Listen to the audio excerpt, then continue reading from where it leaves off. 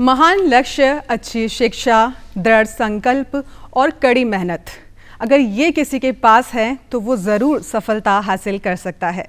Doctor APJ Abdul Kalam की ये lines उन सभी के लिए इंस्पिरेशन है जो अपने जीवन में अपनी मेहनत और शिक्षा के दम पर सफलता हासिल करना चाहते हैं। नमस्कार, मैं अर्पिता माथुर दूरदर्शन राजस्थान के इस शिक्षा से संबंधित विशेष कार्यक्रम में आप सभी का हार्दिक अभिनंदन और स्वागत करती हूं। और आज का हमारा एपिसोड भी इसी से संबंधित है। आज के एपिसोड में हम राजस्थान के सर्वोच्च एग्जाम यानी कि RAS के बारे में चर्चा करने वाले हैं। और इसे चर्चा में भाग लेने के लिए हमारे साथ कुछ मेहमान जुड़ चुके हैं। आइए उनसे आपका परिचय करवाते हैं। हमारे साथ है विक्रांत शर्मा, जो कि राजस्थान प्रशासनिक अधिकारी के पद पर कार्यरत रहे हैं और साथ ही उन्होंने 2021 में फर्स्ट रैंक हासिल की है, जो कि बहुत बड़ी बात है। उसी के साथ हमारे साथ है कुणाल राहड़, जो कि 2018 में 31वीं रैंक के साथ RAS चयनित हुए हैं और साथ ही SDM के पद पर अभी कार्यरत हैं। आप दोनों का बहुत बहुत स्वागत है सर हमारे दूरदर्शन स्टूडियो में। Thank you. इसी के साथ ही हमारे साथ कुछ स्टूडेंट्स भी उपस्थित हैं जो कि अपने सिविल सर्विसेज एग्जाम्स की तैयारी कर रहे हैं और साथ ही हमारे मेहमानों के साथ वो कुछ सवाल करेंगे ताकि उनको भी मोटिवेशन मिल सके। चर्चा की शुरुआत करने से पहले मैं कुछ लाइंस जरूर बोलना चाहूँगी। यही जुनून, यही एक ख्वाब मेरा है, यही जुनून, यही एक ख्वाब मेरा है, वहाँ चिराग कर दूँ जहाँ जहाँ अंधेरा है। और ये लाइन जो है हमारे मेहमान पर बिल्कुल फिट बैठती है क्योंकि इन्होंने राजस्थान का नाम रोशन किया है। हमारा सवाल सबसे पहले विक्रांत शर्मा से है। विक्रांत, आप अपने बारे में कुछ संक्षिप्त परिचय दीजिए। क्या आपका बैकग्राउंड रहा है, एजुकेशन बैकग्राउंड क्या रहा है, फैमिली बैकग्राउंड क्या रहा है? नमस्कार मैम, सबसे पहले तो दूरदर्शन का बहुत बहुत शुक्रिया कि एक चिराग को यहाँ आमंत्रित किया गया। उसके बाद मैं बताना चाहूँगा कि मेरी जो शिक्षा हुई है, आरंभिक शिक्षा मेरे होम टाउन पदमपुर से ही हुई है। 12th तक मैंने वहाँ पे पढ़ाई की। उसके बाद ग्रेजुएशन के लिए मैंने बिट्स पिलानी से मैकेनिकल इंजीनियरिंग की। टाटा स्टील लिमिटेड में मैंने 1 साल तक कार्य किया और उसके बाद मैंने RAS का जो अपना पहला अटैम्प्ट दिया था उसमें 688 रैंक मैंने प्राप्त की थी। ये तो एक तरह से मेरी जर्नी हो गई। इसके अलावा जो मेरा फैमिली बैकग्राउंड है, तो मेरे पिताजी एक शॉपकीपर थे और मेरी माताजी शिक्षिका थी, अभी वो रिटायर हो गई हैं। पिताजी का नाम प्रदीप शर्मा था, माताजी का नाम सुषमा शर्मा है और मेरी जो एक सिस्टर है याशिका शर्मा, वो 3rd ग्रेड टीचर हैं जी। इसके अलावा फ़िलहाल जैसा कि आप सबको पता है, मैं OTS में ट्रेनिंग कर रहा हूँ जी। तो ये एक तरह से मेरा एक परिचय हुआ जी। बिल्कुल, बहुत बहुत बधाई आपको। और कुणाल, अपने बारे में कुछ संक्षिप्त परिचय दीजिए हमारे दर्शकों को, क्योंकि वो जानना चाहेंगे कि कुणाल राहड़ ने जो 31वीं रैंक हासिल की है, असली बैकग्राउंड क्या है उसके पीछे, क्या फैमिली आपका सपोर्ट रहा है और क्या आपका एजुकेशन बैकग्राउंड रहा है? जी, सबसे पहले तो बहुत बहुत धन्यवाद कि आपने मुझे यहाँ आमंत्रित किया और मैं जो एस्पिरेंट्स हैं उनसे रूबरू हो पाऊँ जी। मेरी स्कूलिंग रही अलग अलग जगह पे मैं पढ़ा। जैसे 10th क्लास मैंने बॉम्बे से की थी, 12th क्लास मैंने जयपुर से की थी। उसके बाद ग्रेजुएशन के लिए मैं बिट्स पिलानी गया विक्रांत जी की तरह जी। उसके पश्चात मैंने कॉरपोरेट में अर्न्स्ट एंड यंग नाम की एक कंसल्टिंग फर्म में कुछ महीनों के लिए काम किया था। उसके बाद मैं रिजर्व बैंक ऑफ इंडिया में अर्थशास्त्री की तरह एज एन इकोनॉमिस्ट 2014 में सेलेक्ट हुआ था। तकरीबन 7.5 साल वहाँ काम करने के बाद मैं राजस्थान एडमिनिस्ट्रेटिव सर्विसेज 2021 में स्विच करके स्टेट सर्विसेज में आ गया। ये तो रही मेरी एजुकेशन की जर्नी। अगर मैं फैमिली के बारे में बात करूं तो मेरे पिताजी इंडियन रेवेन्यू सर्विसेज में सहायक आयुक्त के तौर पर अजमेर में पदस्थापित हैं फ़िलहाल। माताजी मेरी गृहिणी हैं। मेरी 2 छोटी बहनें हैं। जस्ट छोटी बहन जो हैं वो स्क्वाड्रन लीडर हैं इंडियन एयरफोर्स में, वो जामनगर पोस्टेड हैं। और सबसे छोटी सिस्टर जो मेरी हैं, उन्होंने IIT कानपुर से मैथमेटिक्स एंड साइंटिफिक कंप्यूटिंग में डिग्री हासिल की और फिलहाल एक स्टार्टअप में वो बेंगलोर में कार्यरत हैं। बिल्कुल, आप दोनों का फैमिली बैकग्राउंड और एजुकेशन बैकग्राउंड काफ़ी सॉलिड रहा है। विक्रांत, मेरा सवाल आपसे है क्योंकि आप हमेशा से टॉप रैंक कर रहे हैं, क्योंकि मुझे जहाँ तक पता है आपने 12th में भी वो किया था, फर्स्ट रैंकर आए थे और उसके साथ ही आपने RAS में भी फर्स्ट रैंक हासिल किया, सर्वोच्च स्थान जिसे बोलते हैं राजस्थान के एग्ज़ाम का, जो कि सबसे टफेस्ट एग्ज़ाम होता है राजस्थान में।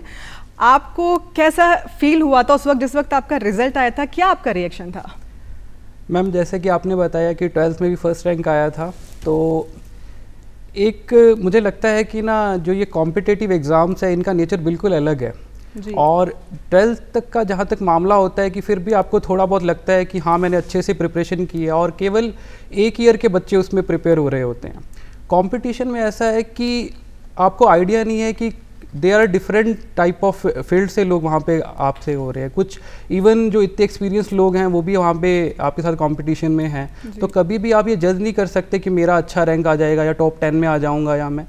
ठीक है, ये होता है कि हमारी प्रिपरेशन काफ़ी अच्छी है तो ऑब्वियसली कि एक अच्छे रैंक की हम एक्सपेक्टेशन रखते हैं, लेकिन जब फर्स्ट रैंक आया तो एक तरह से बिल्कुल ही डिसबिलीफ सा होता है फर्स्ट टाइम। तो फिर आप एक बार दोबारा चेक करते हो कि 2 बार उसको चेक करते हो लिस्ट में। बहुत लेट आया था आई थिंक रिजल्ट, रात की 11 साढ़े 11 बज गए थे। बिल्कुल मैम, 11 साढ़े 11 बजे आया था। क्या आपने माइंड सेट कर रखा था कि मेरा रिजल्ट आज ही आने वाला है या कुछ? नहीं मैम, उस समय बिल्कुल ऐसा नहीं था। मैं तो ये सोच लिया था कि शायद सुबह ही आएगा रिजल्ट, 11 बज गए थे तब तक। लेकिन फिर एकदम से वो दीदी ने बताया कि रिजल्ट आ गया। तो एक्चुअली क्या होता है कि सोशल मीडिया पर फेक PDF और ये भी सब चलता है, लेकिन जब उसको ध्यान से देखा, हाँ सही बात है कि रिजल्ट आ गया है, और उसमें फिर डबल चेक करना बहुत ज़रूरी हो जाता है इस चीज़ को। और फिर वो जो खुशी होती है कई बार आंसुओं में, कई बार शब्दों में, अलग अलग तरीके से बयां होती है। बिल्कुल, बहुत खूब कहा है आपने। वो खुशी जो है, और ख़ासकर हमारी फैमिली की जो खुशी होती है, फैमिली जिस तरीके से रिएक्ट करती है वो बेहद ही अच्छी होती है, वो फीलिंग ही अलग होती है। कुणाल, मैं आपसे पूछना चाहूँगी क्योंकि आपने अभी कॉर्पोरेट सेक्टर की बात की है, आप RBI में भी काम कर चुके हैं, ऑफिसर के पद पर रहे हैं, तो वहाँ उस जर्नी को फेस करते करते आपने कैसे सोचा कि मुझे RS ही बनना है? आपने बिल्कुल सही कहा कि कॉर्पोरेट से लेके स्टेट गवर्नमेंट तक का जो सफ़र है, अगर स्पेक्ट्रम की मैं पूरी बात करूं तो जो सर्विस सेक्टर है वो 3 ही कैटेगरी का हो सकता है। या तो आप प्योर सरकार के लिए काम कर रहे हैं, या फिर आप प्राइवेट सेक्टर के लिए काम कर रहे हैं, या कहीं ना कहीं आप एक ऑटोनॉमस बॉडी के लिए काम कर रहे हैं जो ना प्राइवेट है ना गवर्नमेंट है, अपने आप में स्वायत्त है। तो मैं लकी रहा कि मुझे इन तीनों संस्थाओं में काम करने का मौका मिला। मैं UPSC की तैयारी भी कर रहा था साथ साथ में, जैसे ही RBI में मैं एज एन इकोनॉमिस्ट था, तो UPSC की तैयारी भी मेरी साथ में चल रही थी।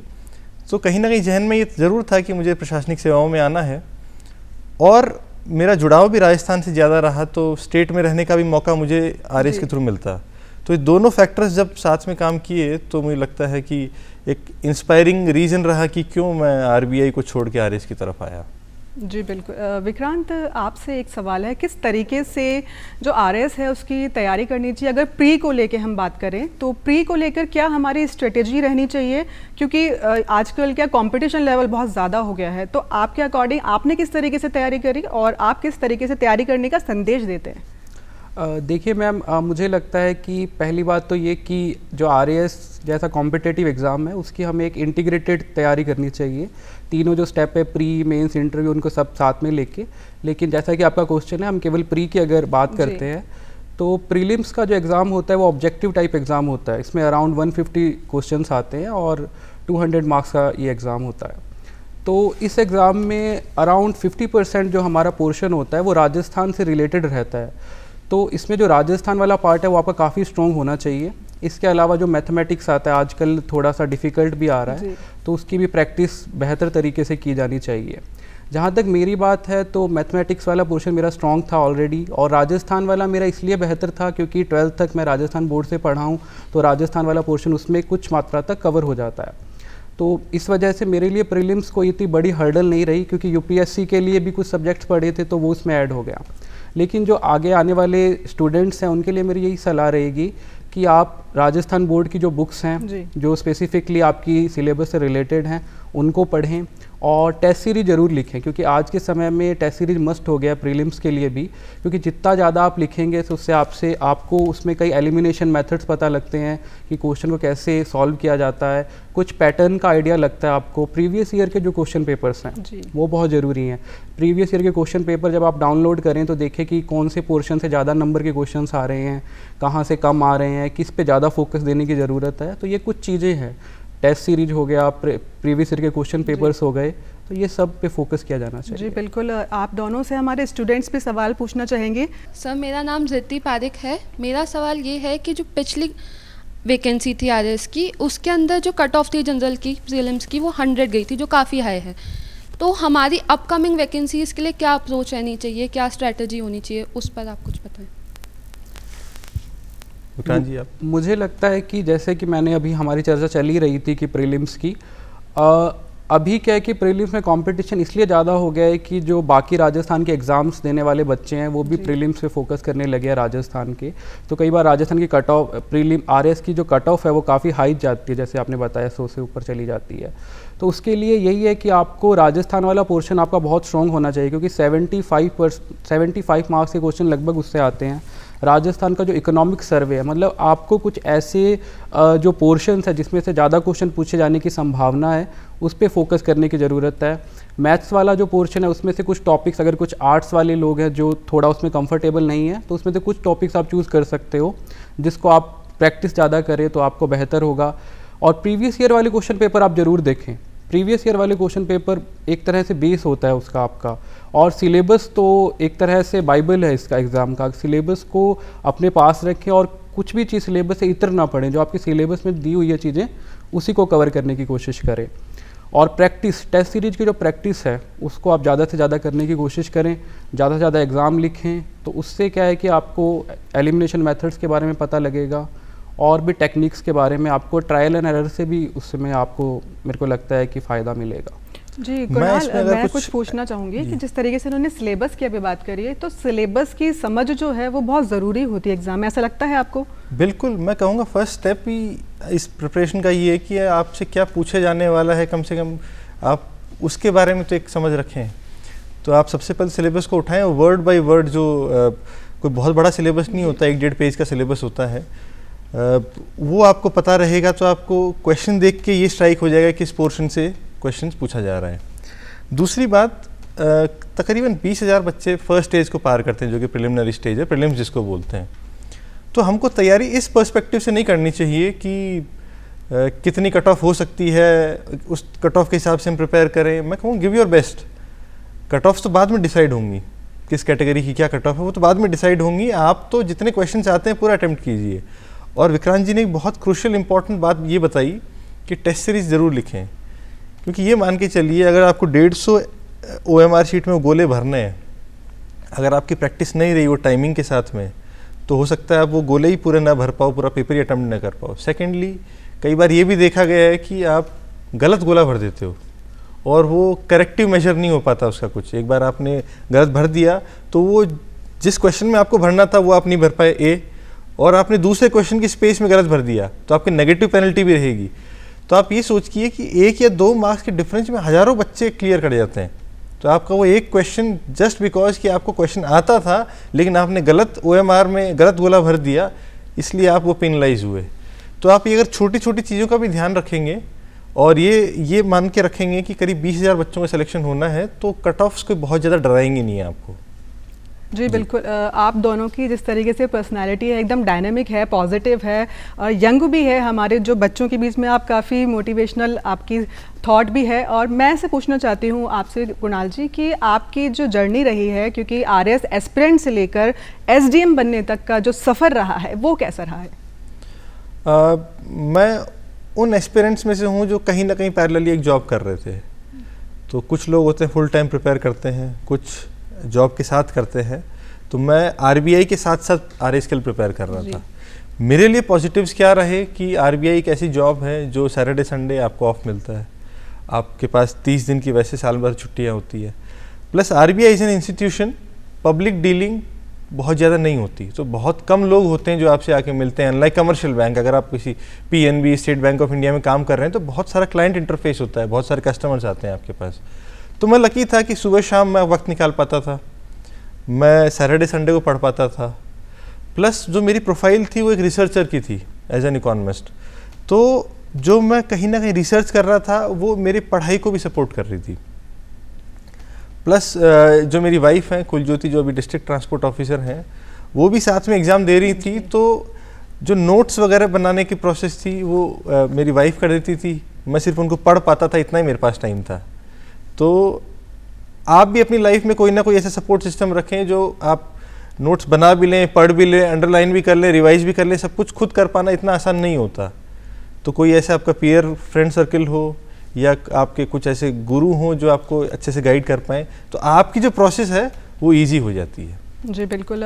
विक्रांत, आपसे पूछना चाहूँगी, जैसे 2018 में आपने 688वीं रैंक हासिल की थी, उसके बाद जस्ट आपने 2021 में सीधा टॉप किया, तो वो उस बीच में आपको अपनी कमियां भी दिखी होंगी क्योंकि इम्प्रूव करना है, क्योंकि सीधा 628 से 1 पर आना बहुत बड़ी बात है। तो आपके अकॉर्डिंग वो कमियां क्या थी और क्या आपने उसमें सुधार किया? मैम, मुझे लगता है कि जैसे 688 रैंक आया था 2018 में, उस समय एक तो मैंने आंसर राइटिंग का बिल्कुल प्रैक्टिस नहीं की थी, ज़ीरो जी। और दूसरा ये था कि मैं टोटली सेल्फ पे डिपेंड था कि मैंने किसी भी तरह की इंस्टीट्यूट की जो टेस्ट सीरीज भी होती है वो भी देखी नहीं थी बिल्कुल भी। इस बार वाले में मैंने 2-3 चीज़ें की। एक तो आंसर राइटिंग पे फोकस किया कि मुझे आंसर ज़्यादा से ज़्यादा लिखने हैं, और दूसरा कि जहाँ से भी मुझे गाइडेंस मिल सकती है तो मैंने लेने की कोशिश की, कि उसमें कुछ हिचकिचाया नहीं मैं, कि जहाँ पे भी मेरे को हेल्प मिल सकती है, कुछ भी आजकल ऑनलाइन भी बहुत सारी हेल्प अवेलेबल होती है, ऑफलाइन भी अवेलेबल होती है, तो वो चीज़ें मैंने ऐड की अपने में।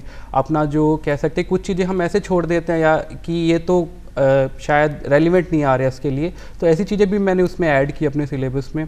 और थोड़ा बहुत जैसे ये है कि जैसे राजस्थान की हिस्ट्री वाला पार्ट है वो 2018 वाले अटैम्प्ट में मैंने छोड़ दिया था लगभग, कि ठीक है इस पर टाइम नहीं मिल पा रहा।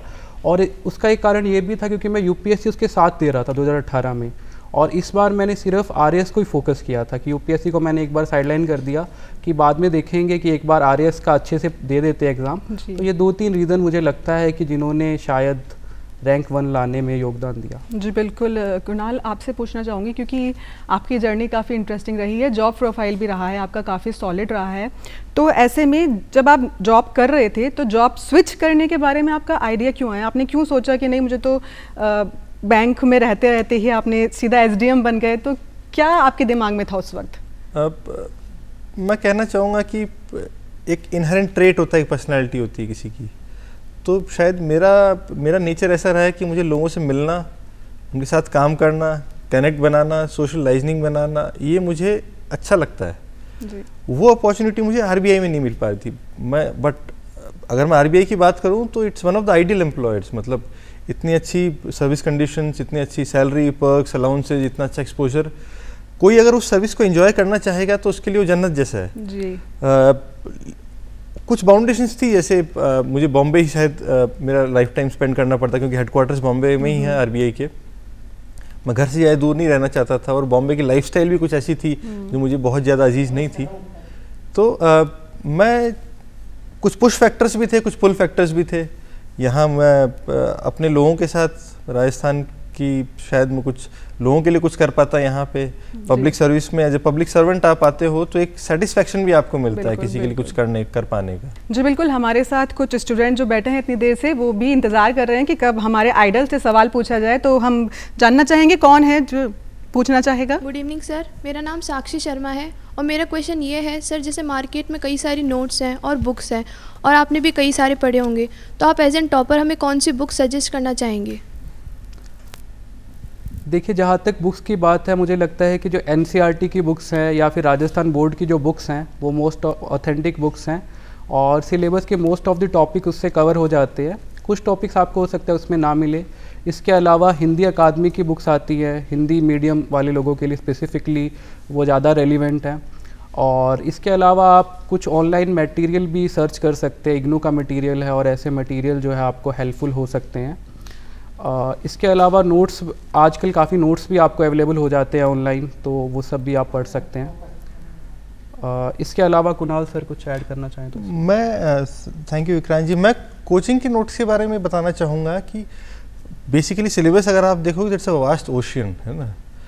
तो आप क्या पढ़ना है, कहाँ से पढ़ना है। फॉर एग्जांपल एक एमआरआई एक टॉपिक है ना, मैग्नेटिक रिसोर्स इमेजिंग।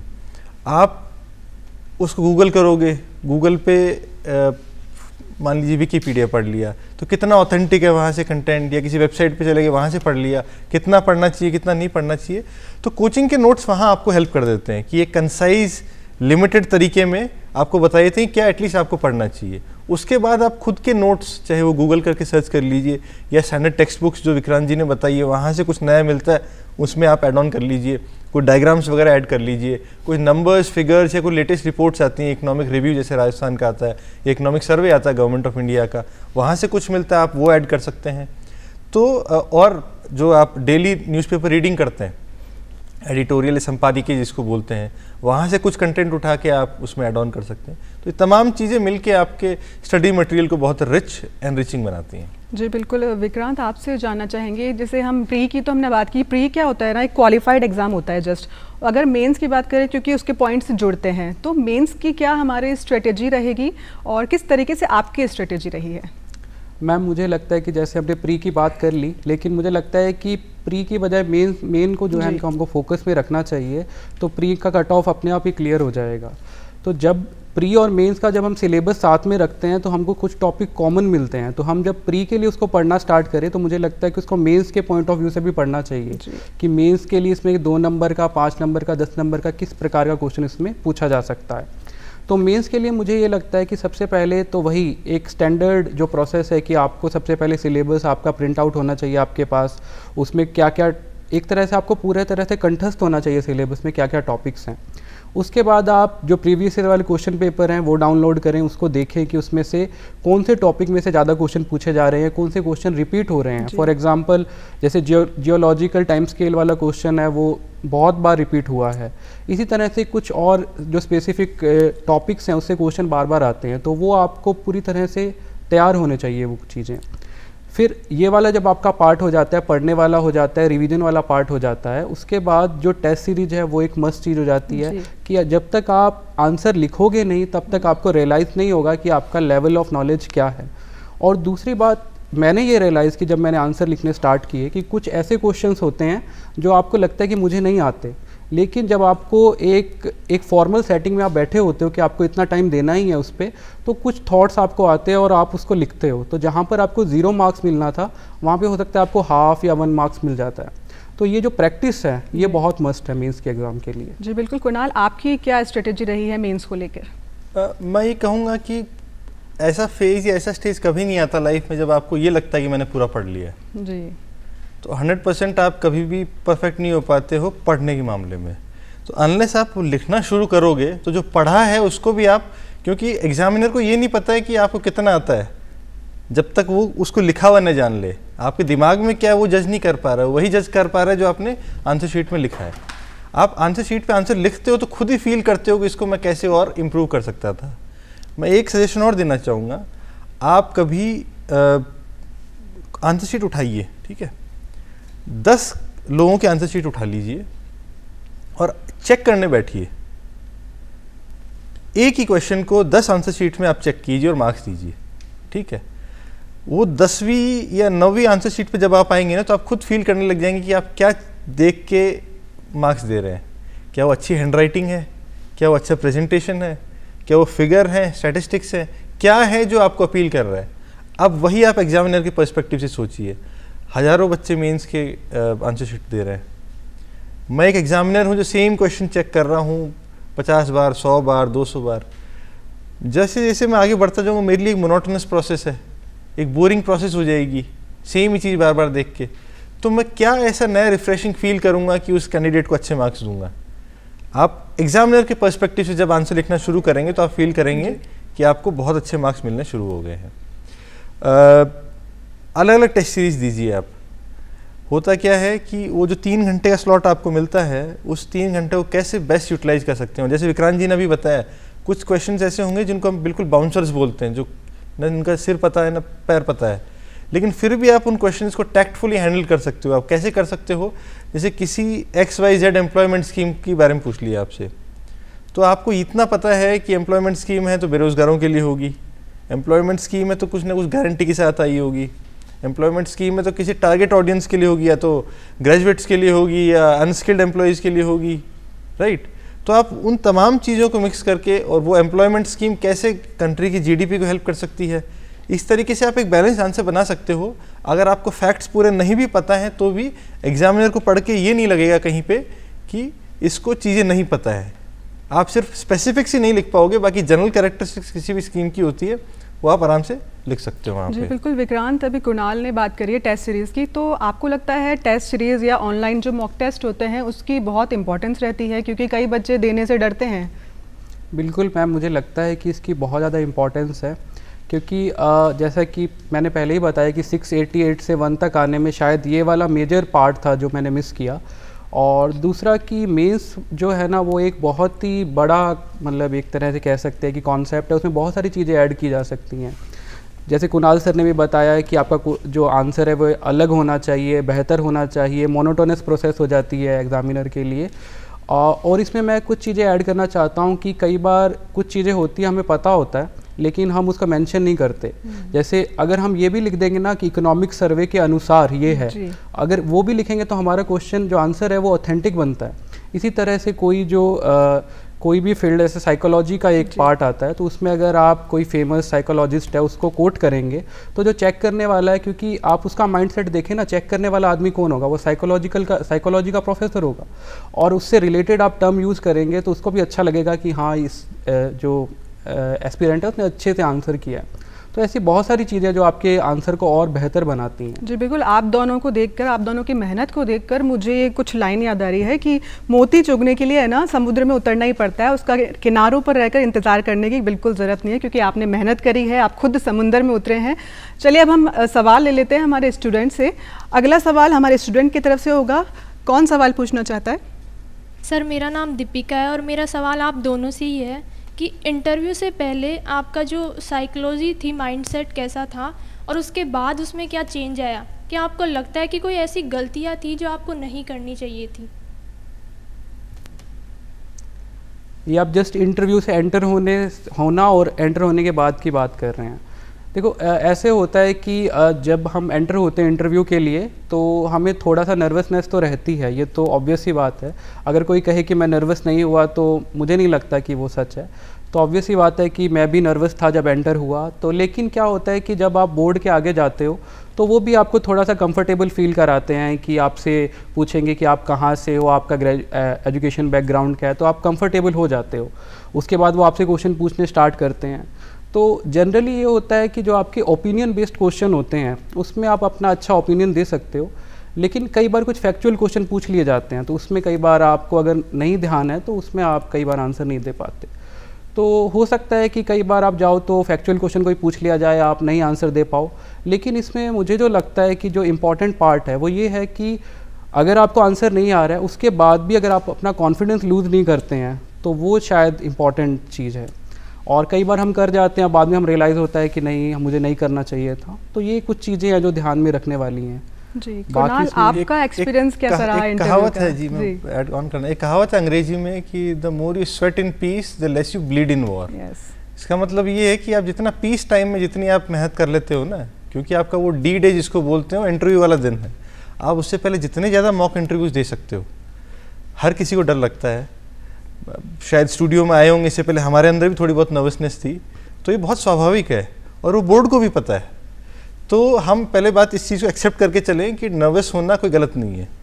दूसरी बात, जैसे ही आप उस रूम के अंदर एंटर करते हैं वो आराम से आपको बैठने के लिए बोलते हैं, और जैसे क्वेश्चन शुरू होने लग जाते हैं आप भूल जाते हो इनफैक्ट कि कितना टाइम आप वहाँ स्पेंड कर रहे हो, कितना एक के बाद एक क्वेश्चन आने लग जाते हैं। और जितना आप मॉक में आप जितनी प्रैक्टिस करोगे तो आपको क्या बॉडी पोस्चर होना चाहिए, आपके क्या अच्छे वर्ड्स हैं जो आप यूज़ कर सकते हो। कई बार आपको मॉक्स में ये भी सिखाया जाता है कि आप इंटरव्यू को कैसे ड्राइव कर सकते हो। यूजुअली होता क्या है कि एक बातचीत होती है, एक कॉन्वर्जेशन होता है, तो जो आंसर आपने पिछले क्वेश्चन में दिया नॉर्मली उससे कुछ मिलता जुलता बना जुना क्वेश्चन निकल के आ जाता है। तो अगर आप कुछ कीवर्ड्स अपने आंसर्स में डाल देते हो और पैनल जो वहाँ बैठा है इंटरव्यू पैनल, वो अगर उन कीवर्ड्स से क्वेश्चन पूछना चाहेगा तो even you can be the driver of the interview. तो आप अपने कंफर्ट जोन में उनको ले जा सकते हो, आप अपनी जॉब के बारे में बात कर सकते हो, आप अपनी हॉबीज़ के बारे में बात कर सकते हो, आप अपने फेवरेट सब्जेक्ट के बारे में बात कर सकते हो, मतलब उन तमाम चीज़ों के बारे में जो आपका कंफर्ट जोन है, आपकी हॉबी, आपका पैशन जो आपको अच्छा लगता है, उन्हीं चीज़ों के बारे में सवाल पूछा जाए तो आप कितने कंफर्टेबली आंसर कर पाओगे। तो ये कुछ तमाम बातें हैं जो इंटरव्यू के लिए ध्यान रखी जानी चाहिए। कुणाल, जिस तरीके से आपने भी जॉब प्रोफाइल की बात करी है, इंटरव्यू और जॉब प्रोफाइल के कैसे मैच किया जाए, क्योंकि इंटरव्यू में जॉब प्रोफाइल को लेकर भी सवाल पूछे जाते हैं और इस टाइम पे क्या है ना, बच्चे थोड़े से कॉन्फिडेंस लेवल उनका कम हो जाता है, क्योंकि कई लोगों को जॉब के बारे में ज़्यादा डिटेल्स नहीं, तो ऐसे में तैयारी कैसे करें? जी, आप जैसे मैंने मेंस के लिए बताया था कि आप एग्जामिनर बन के सोचिए, तो मैं ऐसे ही मैं कहूँगा कि आप इंटरव्यूअर बन के सोचिए। अगर आप कहीं बैंक में काम करते हैं, SBI में, तो इंटरव्यूअर को उतना ही पता होगा जितना एक कस्टमर बैंक में गया, कुछ नई सर्विसेज के बारे में पता लगा कि UPI क्या होता है, IMPS क्या होता है, NEFT क्या होता है, RTGS कैसे होता है, बैंक्स पे इतना NPA कैसे बढ़ रहा है ना, ये आपका इंसॉल्वेंसी एंड बैंक्रप्सी कोड आया था, वो क्या है। तो वो तमाम चीज़ें जो उनको पता होंगी, वो कहीं ना कहीं उस टाइम ज्वलंत मुद्दों में होंगी, एडिटोरियल पे आ रहा होगा, तो वो चीज़ें अगर आप पढ़ के जाएंगे तो आप ज़्यादा कॉन्फिडेंट होंगे। सेकेंडली, आप ये मान के चलिए कि जिस जॉब पे आप हैं उसमें आप जो क्वेश्चन पूछ रहे हैं उससे कहीं ज़्यादा जानते ही हैं, राइट। वो एक जर्नलिस्ट है वहाँ जो बैठे सामने, एक है ना, तो आप उनको अपनी लैंग्वेज में जितने आसान शब्दों में समझा पाएंगे और इम्प्रेस कर पाएंगे, वो उतने ही ज़्यादा मार्क्स आपको देंगे। और तीसरी चीज़ ये है कि कई बार ज़रूरी नहीं होता कि जिस डेस्क पे आप बैठे हैं, जो आप जॉब कर रहे हैं, उसके बारे में सब कुछ आपको आता हो। तो अपने सीनियर से जो उस जॉब में अच्छे हैं उनसे आप एक बार इंटरव्यू से पहले चर्चा कीजिए। प्रोबेबल क्वेश्चंस क्या हो सकते हैं मेरे जॉब को लेकर, उस पर चर्चा कीजिए। पुराने बैचेज में जो सेलेक्ट होके आए हैं, जो सिमिलर जॉब प्रोफाइल से आए हैं, उनसे आप चर्चा कीजिए। और आप मॉक इंटरव्यूज़ दीजिए। मॉक में आपको जितने तमाम तरीके के क्वेश्चंस पॉसिबल हो सकते हैं, वो कहीं कहीं आप टच डाउन कर पाओगे। तो ये अगर आप स्ट्रेटजी रखते हैं तो आपके अच्छे इंटरव्यू होंगे। बिल्कुल, बहुत अच्छी बातें आपने शेयर की है। हमारे स्टूडेंट से अब हम सवाल लेना चाहेंगे कि कौन सवाल पूछना चाहेगा। I am Riyan Sharma and my question is that कि beyond the academics and journey in our preparation time we do have extracurricular activities as our hobbies. तो सर उन पे कंट्रोल कैसे करें ताकि वो ऑब्स्टेकल्स हर्डल क्रिएट ना करें हमारी जर्नी के अंदर? I would rather put it the other way around. मतलब एक्स्ट्रा करिकुलर्स, हॉबी, ये कहीं हर्डल नहीं करती, यही हमारी लाइफ को जीने लायक बनाती हैं। तो आप RS क्यों बनना चाह रहे हो? ताकि एक अच्छी लाइफ जी सको। आप एक जो करना चाहते थे वो एक अच्छी, eventually everything is for a good life, right, एक हैप्पी लाइफ। तो एक्स्ट्रा करिकुलर्स आपको एक डिफरेंट पर्सनैलिटी देती हैं। अगर आप स्पोर्ट्स में अच्छा हो तो एक स्ट्रेस बस्टर भी होता है, आपका कंसंट्रेशन लेवल ज़्यादा होगा। अगर आप म्यूज़िक में अच्छा हो तो आप गाना गा के अपना वो जो स्ट्रेसफुल टाइम होता है उसमें उसको स्पेंड कर सकते हो, अपनी हॉबी फॉलो कर सकते हो, परस्यू कर सकते हो। तो ये तमाम चीज़ें हैं जो एक होलसम लाइफ को बनाती हैं। तो इनको हमको बर्डन की तरह या ऑब्स्टिकल की तरह नहीं देखना चाहिए, बल्कि उस एंगल से देखना चाहिए कि हमारी जर्नी को आसान बना रही है। ये हमारे फोकस को, कॉन्सेंट्रेशन को, ये जो 10 घंटे हम पढ़ाई में निकाल रहे हैं या 8 घंटे व्यतीत कर रहे हैं पढ़ने के लिए, उस 8 घंटे को आसान बना रही है बाकी 2-3 घंटे की एक्टिविटीज़। तो आप ये नहीं कि फुल फ्लेजेडली पूरा टाइम उन हॉबीज़ में आप स्पेंड करें, पार्शियल पोर्शन करें, लेकिन ज़रूर करें। विक्रांत जी, आपको कुछ ऐड करना हो तो? नहीं, मैं बिल्कुल सहमत हूँ कुणाल सर के साथ कि ये आपकी जो पर्सनैलिटी है उसको डायनामिक बनाती है। आप और इवेंचुअली मैं तो मानता हूँ कि आपकी प्रिपरेशन में भी आपको किसी तरीके से हेल्प ही करेगी। और जहाँ तक बात है कि हर्डल तब बनती है कि जब आप फोकस पूरा उधर ही हो जाए। तो इसको आप एक पार्ट ऑफ लाइफ रखें कि ठीक है, मैंने एक आप टारगेट सेट करें कि आज के दिन का मेरा टारगेट ये है, इतना टारगेट मैं कर लूँगा तो फिर मैं 1 घंटा अपना स्पोर्ट्स करूँगा या ये करूँगा वो करूँगा, जो भी आपका उसमें है। तो बात यह है कि आपके टारगेट्स फिक्स होने चाहिए, उनको आप पूरा कर रहे हो तो उसके बाद आप जो बाकी टाइम में 1 घंटा दो, चाहे आधा घंटा दो, चाहे 2 घंटे दो, तो वो एक बैलेंस जरूर होना चाहिए उस चीज़ में। एग्जैक्टली आप खुद को इंसेंटिवाइज करो कि जैसे अगर मैंने 4 घंटे अच्छे से पढ़ लिया तो मैं ये वाली मूवी देखूंगा, या ये वेब सीरीज़ का ये एपिसोड देखूंगा, या एक ग्राउंड में जाके मैं एक फुटबॉल का या क्रिकेट का एक मैच खेल के आऊँगा। तो हम भी क्या, एक साइकोलॉजिकल कॉन्सेप्ट है कि अगर रिवॉर्ड मोटिवेशन होता है, हमने कुछ किया और खुद को रिवॉर्ड देते हैं हम, तो एक पॉजिटिव रीइंफोर्समेंट होता है। तो अगली बार आप बहुत ज़्यादा अच्छे कंसंट्रेशन से वो काम करें। जी बिल्कुल। ये सिविल सर्विसेज की तैयारी जो करते हैं बच्चे, तो उनके मन में ये डर होता है कि नहीं, हमें तो सिंसियर रह के ही पढ़ना है। तो डिप्रेशन वाली जो फीलिंग है ना, वो बहुत ज़्यादा फेस की जाती है। तो सही आपने बिल्कुल एडवाइस की है कि डिप्रेशन का जो है ऐसे ही कर सकते हैं सामना, अपना फन, अपनी हॉबीज़ को हमेशा ज़िंदा रखिए, तो बेहतरीन तरीके से आप काम कर पाएंगे। बिल्कुल मैम, कुछ ना कम से कम एक आपकी हॉबी या कुछ भी आप कह दो, अलग अलग चीज़ें हो सकती है। कुछ स्पिरिचुअली इंक्लाइंड हो सकता है, कोई पर्सन मंदिर जाके अपने को खुशी हो सकती है, किसी को जैसे खेल के खुशी हो सकती है। तो मतलब कुछ एक पार्ट होना चाहिए, क्योंकि ये जो प्रोसेस है ये इतना बड़ा है और इतना मतलब बोरिंग भी हो जाता है कई बार सेल्फ डाउट भी आएगा आप पे। तो इन सब चीज़ों से बचने के लिए कम से कम एक एस्केप आपका होना चाहिए। ठीक है, फैमिली आपको करती है, वो सब है, लेकिन ये बहुत ही एसेंशियल पार्ट ऑफ लाइफ है। जी, आप कैसे डिप्रेशन को डील करते थे दोनों? क्या आपकी हॉबीज़ रही हैं? क्योंकि असली विक्रांत और असली कुणाल को जानना बहुत ज़रूरी है। एक्चुअली मैम, मेरी तो जहाँ तक हॉबी है तो मैं सॉन्ग सुनता हूँ, गाता तो नहीं हूँ लेकिन इसके अलावा हिंदी की जो पोइट्रीज़ है वो पढ़ना मुझे पसंद है। एक टाइम तक मैं लिखता भी था, बहुत पहले कॉलेज के टाइम पे, आजकल तो लिख नहीं पाता हूँ। लेकिन हाँ, हिंदी की जो पोइट्रीज़ है वो पढ़ना मुझे पसंद है। पंजाबी की पोइट्री पढ़ता हूँ मैं, और इंग्लिश की भी थोड़ी बहुत पढ़ने की कोशिश करता हूँ। मतलब पोइट्री में मेरी रुचि रही है, तो ऐसी चीज़ें मुझे तो पोइट्री में आपकी रुचि रही है। 2 लाइन हमारे स्टूडेंट्स के लिए ज़रूर बोलेंगे ताकि उनको मोटिवेशन मिले। अभी मुझे याद, तो खैर एक हरिवंश राय बच्चन जी की कविता है पथ की पहचान, तो आप पढ़ें उसको, घर पे जाके आगे पढ़ें, बहुत अच्छी लगेगी आपको। तो उसमें ये आता है कि पथ की जो पहचान है वो जो है ना, कि आप जब जो पहले से पथ पे चले हुए लोग हैं ना, उनसे जब आप बातचीत करते हैं, मिलते हैं, तो उससे पता चलता है। बहुत सारे इसमें वो भी आते हैं आपके, क्या कहते हैं कि हर्डल्स भी आते हैं, तो वो सब है इसमें। तो अभी एग्जैक्टली तो मुझे याद नहीं आ रही है।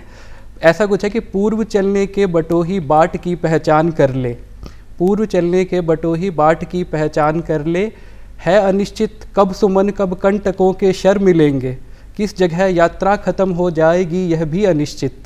तो ये अनिश्चितता पर है, लेकिन आपको क्या है कि जो अपना पथ है उसको पहचानना है। शायद इसीलिए हम सब यहाँ पे इकट्ठे भी हुए हैं। बेहतरीन। कुणाल, मैं आपसे जानना चाहूँगी कि जिस तरीके से आप कार्यरत हैं अभी फ़िलहाल, तो 2018 से लेकर 2023 तक के जो RS एग्ज़ाम्स हुए हैं उनमें क्या कुछ आपने बदलाव देखा? क्या आपको लगा है एग्ज़ाम ज़्यादा पहले से टफ हुआ है? क्योंकि स्टूडेंट्स के लिए जानना बेहद ज़रूरी है। पहले कैसा एग्ज़ाम आता था, किस तरीके से पैटर्न होता था, और अभी में क्या बदलाव हुए? RS एग्ज़ाम का पैटर्न टाइम के साथ चेंज होता आया है। तो सबसे पहली बात तो ये है कि हम भी अपने आप को उसी एग्ज़ाम के अकॉर्डिंगली ढालेंगे।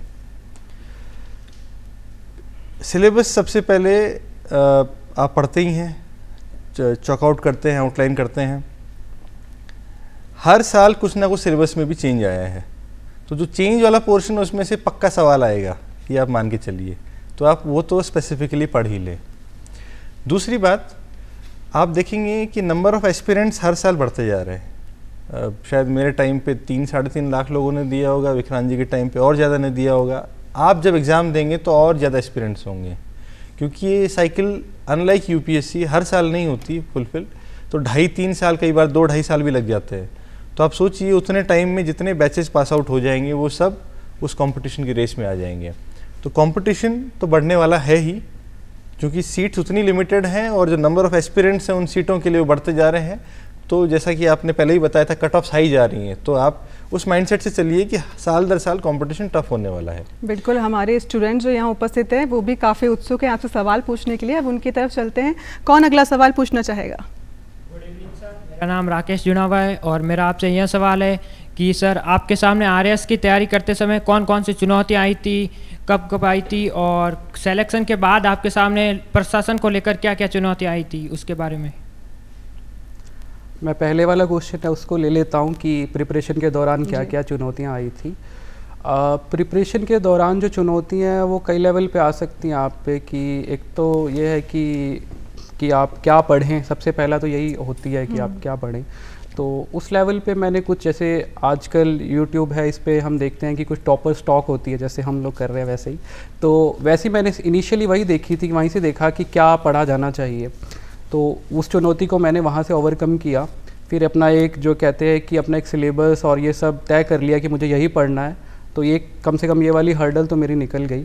उसके बाद ये है कि आपको साथ में फैमिली, क्योंकि मैं घर पे ही रहा था मोस्ट ऑफ द टाइम, तो मेरे लिए एक तरह से ये था कि मैं घर से ज़्यादा दूर नहीं जा सकता था, क्योंकि मेरे मदर के हेल्थ इश्यूज़ रहते थे।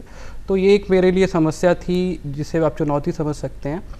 और उसको मैंने ऐसे हैंडल किया कि जो ऑनलाइन रिसोर्सेज है उनके थ्रू मैंने पढ़ने की कोशिश की कुछ मैटर, और बहुत लिमिटेड टाइम के लिए मैं घर से बाहर गया। अराउंड मेरे को लगता है 2-3 महीने के लिए मैंने ऑफलाइन जो आंसर राइटिंग की थी। इसके अलावा मुझे लगता है कि कुछ फाइनेंशियल समस्याएं भी आनी शुरू होने ही वाली थी, क्योंकि वैसे टाटा स्टील वाली कुछ सेविंग्स थी जिसने मेरा काम किया, लेकिन अभी अगर यहाँ पे रैंक नहीं आता तो शायद कुछ समस्याएं हो सकती थी। तो ये कुछ हर्डल्स थी आई जो मेरे लाइफ में, और सम हाउ गॉड्स ग्रेस कह सकते हैं कि ये हैंडल हो गई। और इसके अलावा कि प्रशासन में आने के बाद क्या समस्याएं आती हैं, तो अभी तो हमारी सिर्फ ट्रेनिंग चल रही है, तो ऐसा कोई समस्या हमको हुई नहीं है, लेकिन इस बारे में शायद कुणाल सर और बेहतर तरीके से बता पाएंगे। मैं अपनी पर्सपेक्टिव की बात करूं तो चूंकि मैंने 7.5 साल आरबीआई में निकाले थे, तो एक तो माइंडसेट कि आप central bank of the country में जैसे काम कर रहे हैं वो टोटली डिफरेंट है यहाँ। तो आप उस माइंडसेट से बाहर निकल के इस वर्क कल्चर में ढलते हो, उसमें कुछ महीने निकल जाते हैं। फिर कई बार आपको जो मैन पावर चाहिए होता है वो नहीं मिल पाता हो, काफ़ी टाइम होता है कि ऑफिस में स्टाफ ही नहीं करने के लिए वर्कलोड ज़्यादा है, तो वो भी कई बार आपको एक चुनौती के रूप में आता है। फिर तीसरी चीज़ ये है कि प्रेशर बहुत ज़्यादा होता है काम करने का, वर्कलोड खूब ज़्यादा होता है, तो आपका जो पर्सनल स्पेस था, पर्सनल टाइम था, जो आपको नॉर्मली सैटरडे संडे छुट्टी मिल जाती थी या त्यौहार में आप घर आ पाते थे, तो कई बार उस पर भी आपको कट डाउन करना पड़ता है क्योंकि हर बार पॉसिबल नहीं हो पाता। तो ये तमाम चीज़ें हैं जो मुझे लगता है एक एडमिनिस्ट्रेटिव हर्डल्स के रूप में रही हैं, लेकिन आप ओवर द टाइम आप सीख जाते हो, आप एडजस्ट करना, आप उन limited man power, limited resources के साथ आप एग्जीक्यूट करना, सारी स्किल्स आप सीख जाते हो। जी बिल्कुल। कुणाल, आपसे जानना चाहूँगी, अगर हम बात करें प्लान बी की, कई बार क्या होता है ना, बच्चे बहुत लंबा सफ़र करके आते हैं तो भी उनका सिलेक्शन नहीं हो पाता है, तो ऐसे में हमारे पास प्लान बी क्या होना चाहिए? क्योंकि इतना लंबा टाइम उन्होंने दिया है, पढ़ाई करी है, मेहनत करी है, तो प्लान बी उनके लिए क्या होना चाहिए? मैं कहूँगा प्लान बी डिपेंड्स कि आपका क्या एजुकेशनल बैकग्राउंड है, आपकी क्या प्रेफरेंसेस हैं। कुछ लोग मैंने देखे हैं आईएएस बनने के बाद जॉब छोड़ के कॉर्पोरेट में आ गए हैं।